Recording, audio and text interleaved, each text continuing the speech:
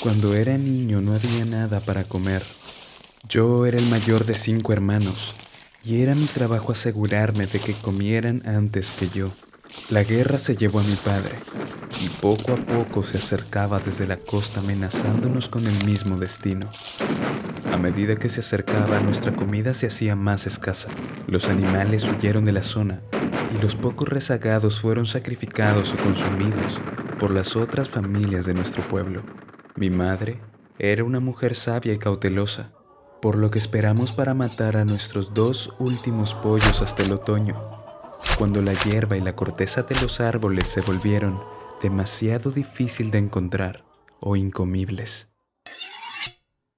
Las otras familias sabían que teníamos gallinas y mamá se quedaba despierta toda la noche, todas las noches, para cuidarlas.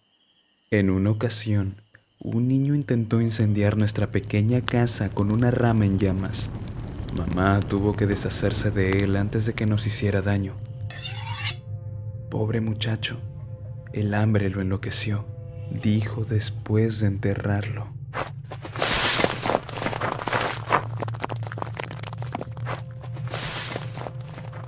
Cuando de las gallinas solo quedaban hueso, y los huesos se habían vuelto frágiles y porosos debido a las muchas sopas de mamá, ella nos envió a mis 2 hermanos mayores y a mí a buscar insectos y ratones de campo. Gracias a eso, pudimos sobrevivir unos días hasta que una mañana nos despertamos con la primera helada y no quedaba nada vivo para comer. Madre comenzó a considerar lo inevitable. Quizá debía ir a la costa y vender el reloj de bolsillo de su padre a uno de los soldados borrachos y pendencieros, pero bien pagados del campamento más cercano. Era lo único que teníamos de valor y la única reliquia familiar que mi madre conservaba como recuerdo de su niñez. No quería que se fuera. Tenía miedo de que llegara la guerra mientras ella no estuviera y que yo fuera demasiado joven y demasiado débil para proteger a mis hermanos menores. Le rogué que se quedara, pero ella insistió en que estaría bien y prometió volver en 2 semanas. Tuve tanto miedo que cuando ella estaba fuera preparando su cartera, rompí el reloj de bolsillo bajo mi pie y lo coloqué de nuevo sobre su viejo escritorio. Madre lloró durante días. Hicimos todo lo posible para consolarla mientras la veíamos quitar el cuero de las botas que había dejado mi padre antes de morir y hervirlo para la cena. La noche siguiente, mi madre encontró una rata muerta y utilizando la nieve recién caída desinfectó sus heridas. Y la noche siguiente llenó nuestros estómagos con huesos de rata y más nieve derretida. Albert, mi hermano pequeño, mantuvo a todos despiertos esa noche. Lloraba de hambre, lamentándose por todas las cosas que habíamos comido cuando teníamos un huerto y animales. Estofado de ternera, panecillos blancos, maíz suculento y cordero condimentado. Hizo que todos nuestros estómagos gimieran y nos torturaran.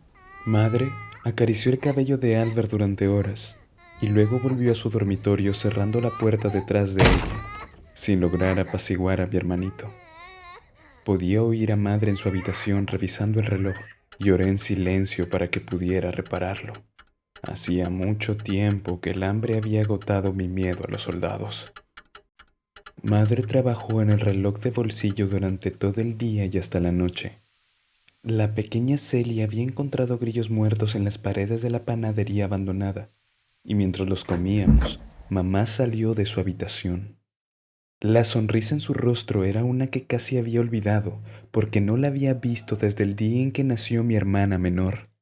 Nos dijo que había reparado el reloj del abuelo y que había oído hablar de un campamento de soldados cerca. 3 días, me prometió. 3 días y volveré con zanahorias, cordero y panes tan grandes que te llenarán la barriga durante un año. Nosotros aplaudimos encantados y corrimos alrededor de nuestro pequeño patio de tierra con una alegría y júbilo que parecía que hablábamos en un idioma extranjero. Mamá nos dijo que todos debíamos ayudar a encontrar cosas hermosas con las que vestir la mesa, y a la mañana siguiente nos dio a todos un trozo de goma de la suela de los zapatos para masticar y nos envió a nuestra misión después de despedirse de nosotros con un beso y prometer que volvería antes de que recordáramos que se había ido. Nos divertimos mucho ese día, juntando herraduras y fragmentos de vidrio roto. Enhebramos los trozos de hilo a través de las cerraduras para colgarlos sobre la mesa y atamos el vaso a los extremos, con la esperanza de que brillaran a la luz de la lámpara. Regresamos a casa al ponerse el sol, contentos con el trabajo del día y ansiosos por volver mañana. Todavía no estábamos a la vista de casa cuando lo olí por primera vez. Cebollas, caldo de pollo, cordero con especias, incluso dulces. Corrí lo más rápido que pude, dejando caer nuestros adornos de mesa. Irrumpí por la puerta y encontré a mamá en la estufa, preparando la cena con una veneración silenciosa. Feliz, la rodeé con mis brazos y solo bastó su sonrisa para saber que había tenido éxito. La abracé aún más fuerte y me senté a la mesa mientras hermanos y hermanas entraban por la puerta. Encontraron sus lugares rápidamente. En sus rostros hambrientos podía verse la expectación por la comida. Mamá se acercó con una fuente humeante de cordero hervido con especias. Ella asintió con la cabeza y nos llenamos las manos con la rica carne, sin prestarle atención a nuestros platos. Después de la cena, nos envió a la cama con el estómago lleno. Nadie había dicho apenas una palabra desde que nuestra cena se había puesto a la mesa. Comimos hasta hartarnos la noche siguiente, y luego la siguiente, y la siguiente. Pero a medida que nuestras reservas de alimento comenzaron a escasear, también lo hizo la salud de madre. Cada día se le veía más desgastada hasta que nos quedamos peleando por trozos de carne cruda, mientras ella, sin fuerza para cocinar, yacía débil y marchita cerca. La primera noche que volví a estar sin comer fue la noche en que la atmósfera brumosa y feliz comenzó a disiparse, y mis recuerdos de los últimos días se volvieron confusos. Recordé que el cordero condimentado que había consumido con tanta ferocidad en realidad había sido enfermizamente dulce, y los acompañamientos que olí por primera vez desde lejos nunca se habían servido a la mesa. Tampoco recordaba a madre comiendo nada en todos los días desde que había regresado. Se había sentado en silencio, junto a nosotros en la mesa, mirando el montón de carne gris que consumíamos con tanto fervor. Asustado y hambriento, no pude dormir hasta las horas más oscuras de la noche. A la mañana siguiente, cuando mamá salió de su habitación, le pregunté qué había sido del reloj del abuelo. Ella esquivó mi pregunta encerrándose nuevamente en su habitación. Fue la última vez que la vi con vida.